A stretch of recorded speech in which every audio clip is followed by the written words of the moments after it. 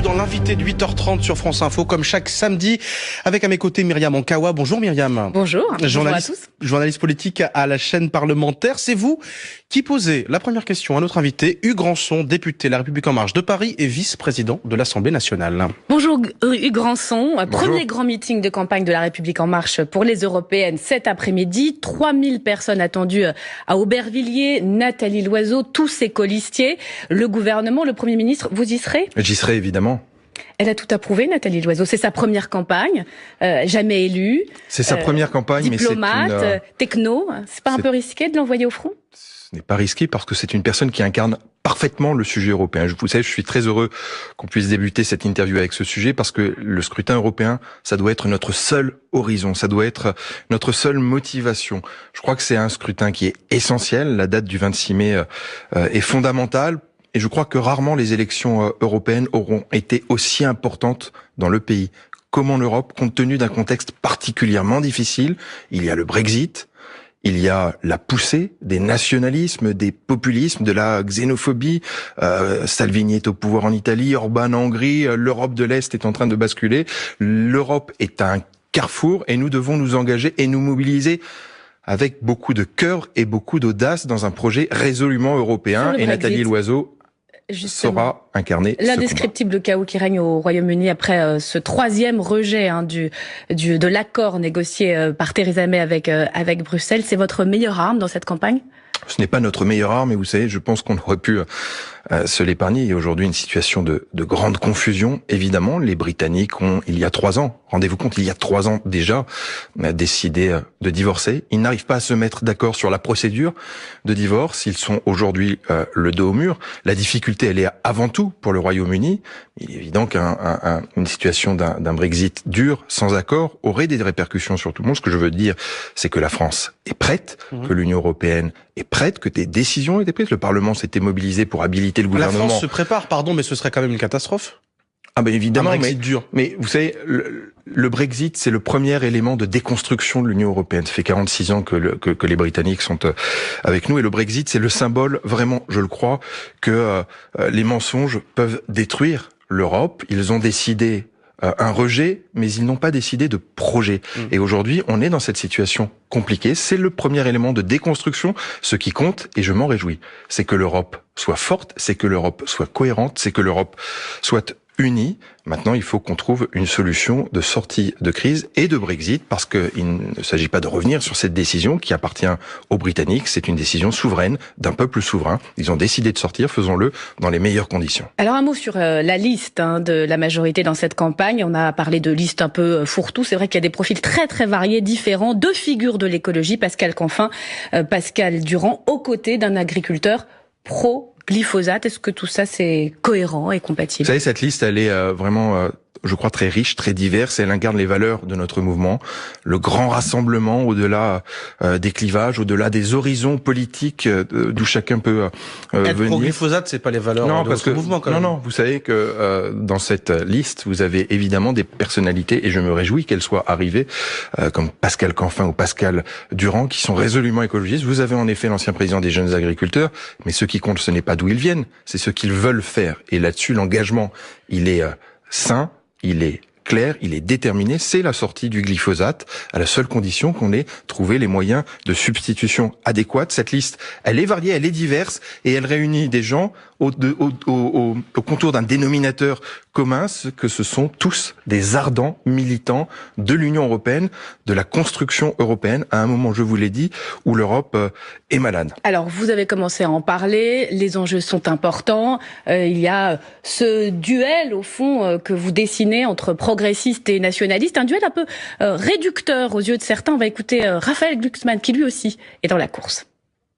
Surtout l'amour de l'Europe, mais par amour de l'Europe, l'Europe du statu quo, qu'incarne Madame Loiseau, l'Europe de la technostructure, eh bien il faut savoir la critiquer et la dépasser.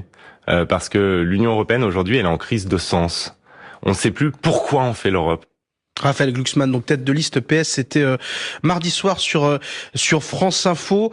Ce duel... Pas vraiment tête de liste PS, si j'ai bien compris, mais soutenu par le PS. Oui. Cette ce duel progressiste-populiste verbalisé par Emmanuel Macron, il n'est pas un peu caricatural? Mais moi, je veux pas rentrer dans ce type de débat qui, au fond, n'a que très peu de sens pour les électeurs et ceux qui vont devoir se mobiliser. Mais c'est pas ce qui se joue. Dans 2 mois. Ce qui se joue, c'est comment est-ce qu'on arrive à changer et à transformer l'Union européenne. Nous sommes résolument et passionnément européens. Ça veut dire quoi? Ça veut dire d'abord qu'on doit porter les valeurs de l'Union européenne et expliquer tout ce qui a été garanti et tout ce qu'a permis l'Union européenne, la paix, la stabilité, le développement, bien sûr. Ça veut dire aussi expliquer que l'Europe nous protège. Cette semaine, au Parlement européen, vous avez eu 2 directives qui ont été adoptées. L'une sur les droits d'auteur, l'autre sur l'interdiction du plastique à usage unique. Ce sont des illustrations très concrètes de ce que peut apporter l'Union européenne. Et puis, être résolument et passionnément européen, ça nous permet aussi d'avoir un discours de critique, mais de critique positive de l'Union européenne. Oui, bien sûr, l'Europe ne fonctionne pas de manière satisfaisante.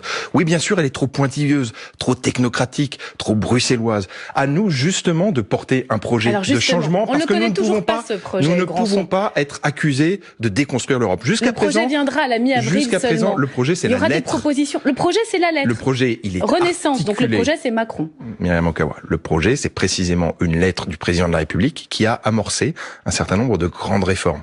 Sur l'espace Schengen, sur la question du carbone, sur la question d'une Europe justement qui protège avec un bouclier social, un salaire minimum. Il y aura l'illustration plus technique de mesures à la mi-avril. Aujourd'hui, nous lançons notre campagne européenne, mais ce que je veux dire, c'est que nous avons laissé trop longtemps la critique de l'Union européenne à ceux qui voulaient déconstruire l'Union européenne.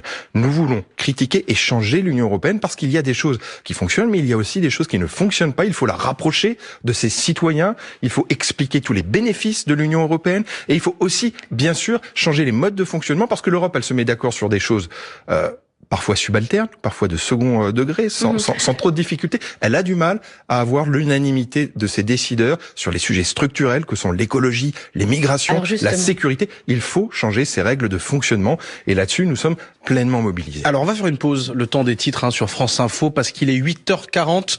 On continue à en parler juste après avec vous, Myriam et Hugues Granson. 8h40, l'info Léo Técher. Ce matin, député de Paris et Myriam Okawa. Alors c'est désormais officiel, après une période de grand flou, la restitution des contributions de ce grand débat national aura lieu le 8 avril. Le diagnostic, ce sera pour la mi-avril et les annonces présidentielles avant la fin du mois. Il est temps que ça se termine, non ? Il n'est pas temps que ça se termine. Vous savez, le grand débat, c'est une expérience inédite. C'est la première fois qu'on produit de la démocratie participative, qui était une intuition formidable de Ségolène Royal en 2007, de la démocratie participative, a fortiori à l'échelle d'une nation. C'est une grande réussite parce que les Français s'en sont saisis. Maintenant, il faut respecter les temps sur ce sujet comme sur tous les autres. Respecter les temps, ça veut dire avoir conscience de ce qui a été dit par les Français, avec beaucoup d'injonctions contradictoires. C'est d'ailleurs le corollaire d'une mobilisation massive, c'est que les gens ont contribué. Et parfois, il y a des demandes qui ne sont pas en conformité les unes avec les autres. Il y aura un temps de restitution. Et puis, il y aura une reprise en main par le politique parce qu'il va falloir que ce grand débat puisse aboutir à des choix majeurs pour redonner du souffle. Mais Emmanuel Macron fera ce qu'il en veut. Non, mais ce n'est pas Emmanuel Macron qui en fera ou non ce qu'il en veut. Je vous dis aujourd'hui, moi, que j'ai le sentiment que le grand débat doit être conclusif, j'en ai la conviction, j'en ai même l'envie. Il faut qu'on puisse avoir et déterminer des nouveaux chantiers, des nouveaux projets de loi qui n'étaient pas au début de notre quinquennat, qui ne seraient pas en contradiction avec ce que nous avons fait, mais qui doivent enrichir notre action dans les 4 domaines de mobilisation. L'écologie, la fiscalité, l'organisation de l'État, la régénération démocratique. Je plaide pour que nous puissions redessiner un grand projet social à l'issue de ce grand débat. Alors, et qu'on on va puisse, parler des questions sociales, mais sur la fiscalité. De faire un moment de grande difficulté du pays, reconnaissons-le, eh bien, une chance pour en sortir plus fort. Hier, Gérald Darmanin a fait une proposition, supprimer la redevance audiovisuelle pour tous ceux qui la payent. Est-ce que c'est ça, la grande mesure de justice fiscale à l'issue du grand débat ? J'ai écouté avec intérêt Gérald Darmanin, j'ai compris que c'était une proposition plutôt personnelle que celle du gouvernement.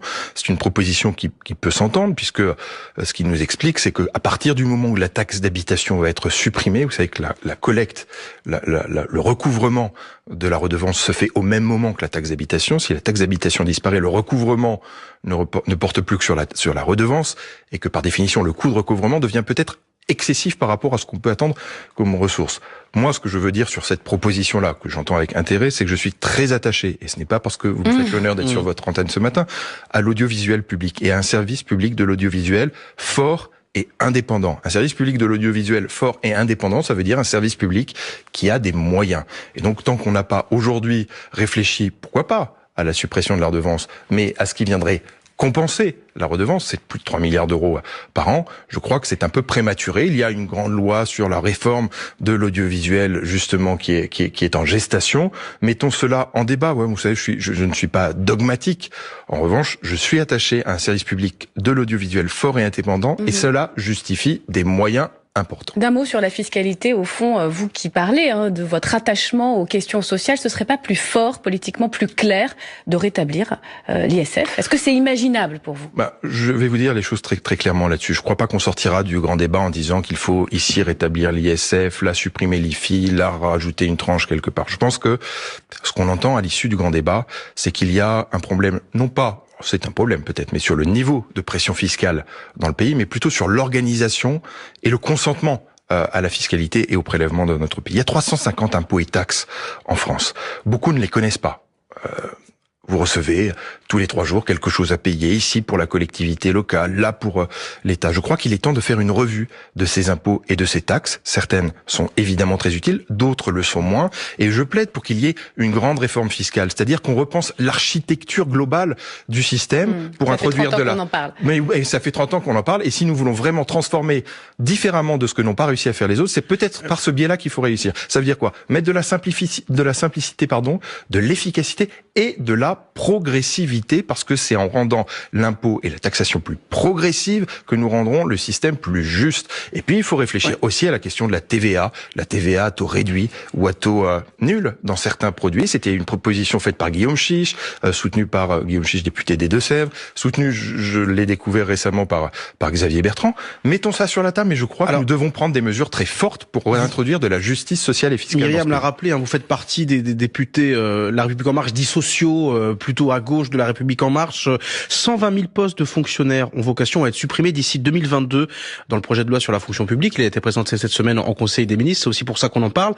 Justement, dans ce contexte de sortie de grand débat où il faut rassurer les Français, est-ce que le timing et le signal envoyé ne sont pas un peu maladroits? Si on veut être complètement honnête, reconnaissons que ce chiffre n'est pas apparu cette semaine puisqu'il a été évoqué pendant la campagne présidentielle. Et tout ce qui a été dit dans la campagne présidentielle nous lie. Mais ce projet de loi va permettre de supprimer ces postes. C'est le contrat qui me lie, en tout cas, au président de la République, à la majorité et à mes électeurs. Ce que je veux dire par rapport à cet objectif, c'est qu'il ne s'agit certainement pas, et en tout cas pas pour moi, de réfléchir avec un rabot. Moi, je ne sais pas s'il y a trop de fonctionnaires dans le pays. Je pense qu'il n'y en a pas assez dans le domaine de l'éducation nationale, dans le domaine de la sécurité. On voit que nos forces de police sont soumises à rude épreuve.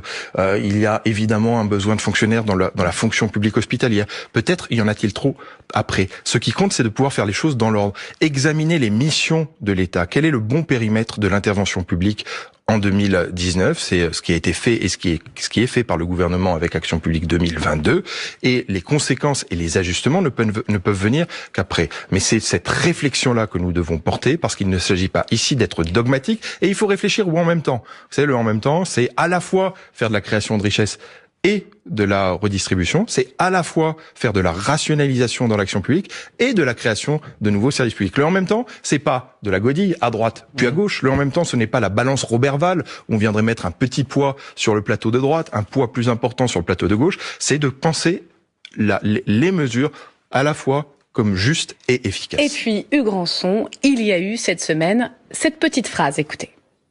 Moi, j'ai une conviction qui est personnelle, que si on ne réussit pas, d'ici à 2022, la question ne se posera même pas. Il ne sera pas candidat, il ne pourra pas l'être. Je veux dire, c'est ce qui s'est passé pour son prédécesseur. Voilà, Ismaël Émilien, ancien conseiller spécial d'Emmanuel Macron à l'Élysée sur BFM TV. Donc, Macron en 2022, clairement, ça ne va pas de soi. Non mais, écoutez, on marche quand même sur la tête dans ce système. On se parle d'une élection qui a lieu dans 3 ans. Ça fait moins de 2 ans qu'on a été élu. Faisons les choses dans l'ordre, et j'imagine que j'aurai à vous le dire encore dans quelques instants sur d'autres sujets. Le principe même d'envisager une élection présidentielle de 2022 alors qu'on débute l'année 2019 et que les choix politiques du pays, si alors même que nous lançons l'élection. Mais ça va de soi. Ce que dit Ismaël va de soi. C'est-à-dire qu'on ne peut présenter, on ne peut solliciter la confiance de ses concitoyens que si on est capable d'apporter un bilan bilan positif. Et à ce stade, ce qu'a fait François Hollande, je vais vous dire, ce qu'a fait François Hollande, le renoncement, c'était une première. Et moi, je veux saluer ce type de renoncement. Quand vous avez des hommes publics qui décident de mettre de côté leur propre ambition personnelle parce qu'ils considèrent qu'ils ne sont pas en situation, je crois que c'était assez inédit dans la vie politique française. Si ça a pu marquer une nouvelle approche de la vie politique, tant mieux. En tout cas, ce que dit Ismaël Emelien va de soi, ça me paraît absolument naturel, mais ce n'est certainement pas le sujet, et je ne vous parlerai pas de 2022. Mais nous sommes dans l'action, il n'y a pas de bilan après 2 ans, nous sommes dans l'action, et je serai jugé, je parle devant Matteo Maestracci, qui est un bon connaisseur de football, et je citerai ce matin Luis Fernandez, c'est à la fin du bal qu'on compte, qu'on paye les musiciens, ou à la fin de la foire. On va retrouver la bonne citation. Je m'attendais pas à ce qu'on cite Luis Fernandez ce matin, mais vous voulez pas parler de 2022, eh bien on va parler de 2020 dans un instant. Les municipales à Paris, je sens que vous avez des choses à dire sur le sujet. D'abord, écoutez Benjamin Griveaux cette semaine, c'était place de la République à Paris. Oui, évidemment oui, je suis candidat pour que les Parisiens retrouvent le plaisir et la fierté de vivre à Paris. Donc Benjamin Griveaux et Mounir Majoubi ont quitté le gouvernement pour conquérir Paris. Vous préférez apparemment attendre les européennes pour vous déterminer. Est-ce que ça veut dire que vous êtes moins motivé qu'eux ? C'est pas une question de motivation. Ce que je veux dire, c'est que il y a eu une accélération du calendrier sur les municipales, évidemment. Il suffit de le constater. C'est une accélération que je trouve désolante et que je regrette. Rendez-vous compte de la situation ubuesque, irréelle, et vraiment très déconnecté de ce que vit le pays que nous avons vécu cette semaine. Nous sommes ce matin, samedi, et vos auditeurs parisiens qui nous écoutent se demandent si, pour le 20e week-end consécutif, ils vont pouvoir sortir dans la rue avec leurs enfants, aller utiliser des équipements sportifs, culturels, faire leurs courses. Nous sommes aujourd'hui samedi matin et nous nous apprêtons à lancer la campagne des européennes dont nous avons parlé et qui auront lieu le 26 mai. Et de quoi parlons-nous cette semaine ? Nous parlons d'élections municipales qui ont lieu dans plus d'1 an. Nous parlons d'agenda, de secrétaires d'État qui ont décidé de se préparer, et il ne m'appartient pas de commenter ces décisions personnelles, de sortir d'un gouvernement pour préparer une élection qui a lieu dans plus d'1 an. Alors évidemment, je n'ai pas de commentaires à faire sur les agendas des uns et des autres, chacun se décide en responsabilité et en conscience, mais quand même... Enfin, j'adore le théâtre de boulevard comme tous les Parisiens, mais la pièce de Feydeau à laquelle on a assisté, vous avez un prétendant qui sort côté cour, un autre qui rentre côté jardin, vraiment très peu pour moi. Je crois qu'on s'éloigne vraiment de la promesse. Ça parasite la campagne des européennes. Il y a 3 priorités. Est-ce qu'on leur aurait pas reproché d'être resté au gouvernement à l'inverse ? Il y a 3 priorités dans le pays aujourd'hui. Oui. Comment est-ce qu'on arrive à pacifier cette ville ? Et ce n'est pas encore acquis. Comment est-ce qu'on arrive à sortir du grand débat en apportant des réponses concrètes aux difficultés qui nous ont été mentionnées par les Français, et comment est-ce qu'on prépare ce scrutin européen dont on dit du matin au soir qu'il est essentiel pour l'avenir du pays. Je crois qu'on est de plus en plus éloigné, notamment à Paris, de la promesse originelle de faire de la politique autrement. Faire de la politique autrement, c'est se consacrer à sa tâche. Faire de la politique autrement, et notamment à Paris, c'est de considérer qu'il vaut mieux essayer de rassembler les talents que de confronter les égos. Aujourd'hui, moi, j'ai dit que je ne me déterminerai sur une éventuelle candidature qu'au lendemain des élections européenne, parce que je crois qu'il faut faire les choses dans leur temps, et je crois qu'il faut laisser du temps au temps, et il faut, devant les Français, avoir conscience de leurs difficultés, de ce qu'ils nous disent, et d'avoir un sens des priorités. Mon sens des priorités, c'est précisément d'attendre. L'urgence, elle est aussi politique. On a vu les derniers sondages, Anne Hidalgo est repassée en tête des intentions de vote. C'est ça qui explique la course, finalement, dans le calendrier. Mais vous me parlez précisément d'enjeux politiciens qui ne m'intéressent pas. Aujourd'hui, le sujet, c'est comment est-ce qu'on va appartenir à un mouvement qui dépassera en marche un large rassemblement progressiste qui va apporter des réponses concrètes aux Parisiens. Le moment venu, dans 2 domaines, comment est-ce qu'on améliore la qualité de vie à Paris, en matière de pollution, en matière de propreté, en matière de sécurité, et comment on répond à ce défi nouveau qui est le coût de la vie absolument prohibitif. Mais sur les municipales, quand même, les règles du jeu, on les connaît. C'est Emmanuel Macron qui va choisir via une commission d'investiture. Vous êtes allergique à la démocratie interne. Pourquoi ne pas faire une primaire ? Mais parce que déjà, je crois pas que les primaires aient produit quelque effet positif que ce soit dans la vie politique. Je crois que c'est une machine à perdre et c'est un effet de division, et tous ceux qui réfléchissent à une éventuelle candidature sont d'accord là-dessus. Ensuite, il faut que les règles de choix soient évidemment transparentes, ouverte, éthique, parce qu'il ne saurait en être autrement dans un mouvement politique moderne. Nous ne sommes pas dans le temps des municipales. Ne me faites pas parler de municipales. Je vous dis que je mobiliserai toute mon énergie sur la sortie du grand débat et sur les élections européennes. Le moment venu, je me déterminerai. Mais bien sûr, j'y réfléchis sérieusement. J'ai lancé une démarche exploratoire. Je rencontre des chefs d'entreprise, des responsables du tissu associatif, des élus. Je réfléchis justement à construire une vision partagée, parce que ce qu'on a dit il y a 2 ans en parlant du renouveau de la vie politique, c'est qu'il fallait sortir des frontières partisanes, c'est qu'il fallait créer des convergences, des dynamiques, des projets partagés. C'est ce message-là que je ferai vivre si jamais j'étais candidat à l'élection municipale au lendemain des élections européennes. Même si vous ne voulez pas parler des municipales dont on parle depuis 4 minutes 30, si les appétits s'aiguisent, c'est peut-être aussi parce que certains considèrent qu'Anne Hidalgo peut être battue. C'est pas si simple quand même. Quel bilan vous faites de son mandat? Je crois précisément qu'il reste 1 an d'action à la municipalité, que il n'est pas temps de rentrer dans la campagne municipale, pas plus qu'il n'est le temps de dresser le bilan de la maire actuelle et de la municipalité actuelle. Il y a des choses, et je l'ai dit, qui vont dans le bon sens, la lutte contre la pollution, la question et l'approche sur la démocratie participative, l'approche qu'elle a aussi sur l'accueil d'une ville moderne, l'accueil des réfugiés que doit une ville moderne. Il y a des choses qui ne vont pas, évidemment, la circulation, la propreté, mais ce n'est pas le moment de rentrer dans ces sujets-là. Aujourd'hui, nous devons pouvoir réfléchir. Ma conviction, c'est qu'il est possible, avec un tel émiettement et avec autant de forces politiques qui prétendent pouvoir conquérir la ville de Paris, qu'on soit dans une situation d'ingouvernabilité de la ville dans 1 an. Et là, je crois que ce serait dangereux. Réfléchissons aux convergences avant le premier tour, plutôt que de les traiter entre le premier et le deuxième dans des arcanes du Conseil de Paris. Emmanuel Macron qui s'affiche avec Nicolas Sarkozy demain sur le plateau des Glières. Vous, le Chiracien, ça doit vous faire bizarre, non? Ça me fait pas bizarre. Tant que les anciens chefs de l'État partagent les mêmes convictions et les mêmes valeurs qui sont au fond celles de la République et celles du pays, je ne peux que m'en satisfaire. En tout cas, le président Emmanuel Macron là-dessus a un engagement fort et déterminé. Merci en tout cas d'être passé ce matin à France Info. Hugues Grandson, merci beaucoup. Myriam Ankawa, on se retrouve samedi prochain à 8h30.